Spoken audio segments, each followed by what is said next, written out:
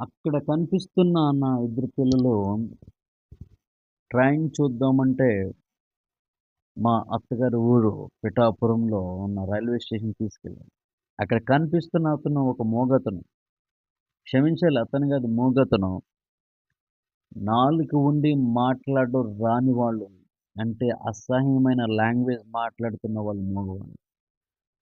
అతనికి ఒక షాప్ ఉంది ఆ రైల్వే స్టేషన్‌లో. 2 లాలీపాపులు నా పిల్లలిద్దరికీ ఆఫర్ చేశాడు. డబ్బులిస్తానన్నా సరే తీసుకోలేదు. నాకనిపించింది, ఈ ప్రపంచంలో మానవత్వం చచ్చిపోలేదు. ఇంకా సజీవంగానే ఉంది అక్కడక్కడ. అందుకే ఈ ప్రపంచం ఇంకా సజీవంగానే ఉంది అని నాకనిపిస్తుంది. ఆయన చూసినప్పుడు నాకనిపిస్తుంది, నా పిల్లలకి అటువంటి మానవత్వం ఉండాలి. నా పిల్లలు ఆ ట్రైన్ చూస్తూ సంతోషపడుతున్నారు. చాలా సంతోషపడుతున్నారు. కానీ నేను అతనిలో ఉన్న మంచితనాన్ని చూసి నేను చాలా ముచ్చట పడ్డాను. అందరికీ ఇలాంటి మానవత్వం ఉంటే ఎంత బాగున్ను.